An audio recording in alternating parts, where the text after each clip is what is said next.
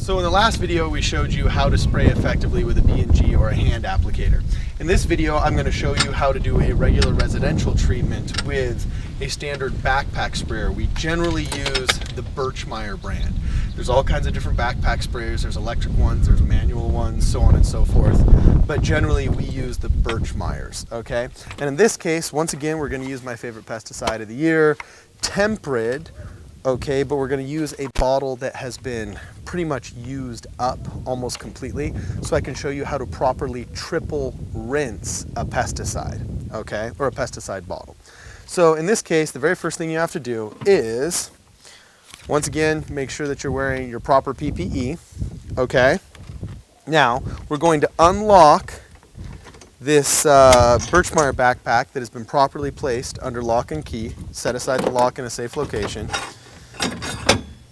You can get access to the Birchmeier by simply lifting up on the locking mechanism that should always be around the lid. This is so children, people walking by that just want to be troublemakers or vandals, as they call them, can't get access to the pesticide or put something nefarious inside of your tank. So, gain access to the tank, and then what we're going to do is we're simply going to lift it up and get ready to mix the pesticide. Now make sure that this is in a secure location. Some guys like putting it on the back of their truck. Some tall guys like me sometimes like putting it on the top of a chemical box. But anywhere that's secure where it's not going to tip over is a proper location. Now, this already has half of the tank full, or half a gallon of water in the tank, so I know that I can mix about 1 gallon to 1.5 gallons worth of mixture. Usually there's enough. When you're going to triple rinse a case, there's enough inside of the bottle for about 1 gallon to 1.5 gallons of light treatment mixture. So what you're going to do is you're going to take one of your gallon jugs of water, or if you have to, you're going to get water from the tap or from an outside source. Open up the water bottle. Then, depending on the container that you're going to triple rinse, you might have to take off the second one of these seals. If you do, make sure that you dispose of that in the proper location. We have those locations in the back of the truck, and we'll talk about that a little bit more later. Now, what you're going to do is you're going to pour a very small amount, okay? A very small amount you're going to pour into the jug, okay?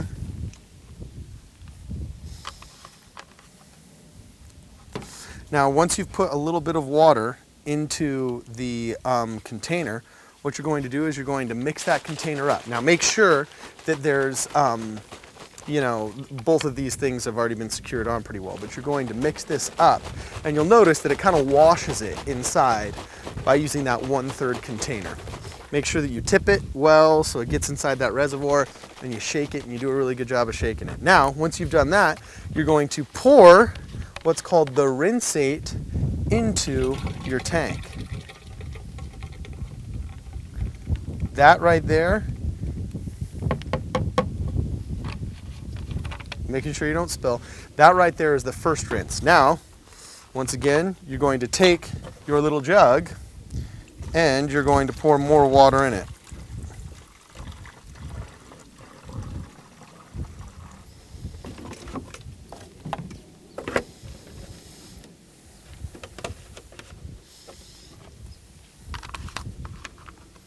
You want to make sure you don't spill that everywhere, obviously. And you're going to rinse it again. Once again, tip it upside down so it's done properly, and shake and rinse.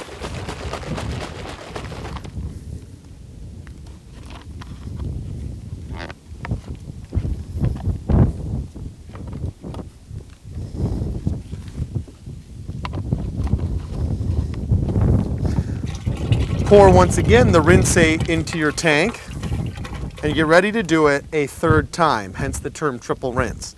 Now, by the time you actually get to the 3rd go around and the 3rd rinse, you actually notice that the bottle is pretty much clean. And the 3rd go around is pretty much just a formality. In fact, when you rinse it out, it's going to come out almost completely clear. That's a good thing.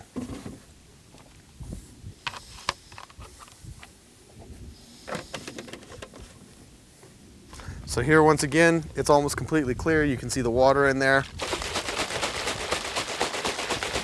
Shake it, spin it around, get that reservoir, shake that reservoir, open up the drain, pour it into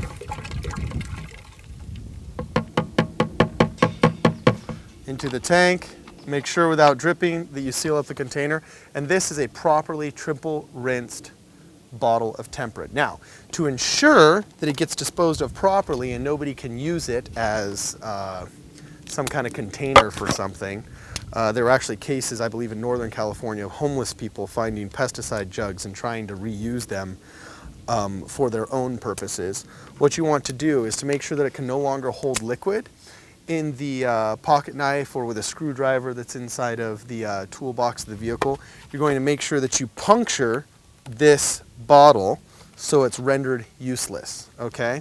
And once you put a big long hole in it, just like that, you know that it can no longer hold pesticide and can be properly disposed of. Now what you're going to want to do is make sure you stick this back into your chemical box.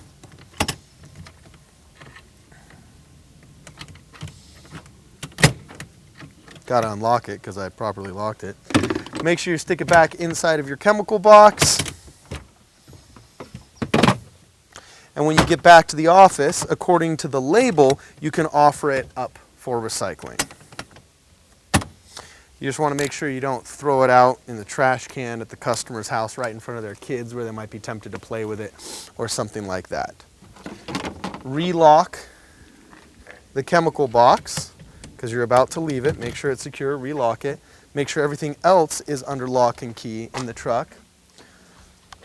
Pour in the other half gallon that you have. So you have a proper treatment ratio of water to liquid. And then replace the lid. Now you're almost ready to go. Just agitate the solution. Grab the wand.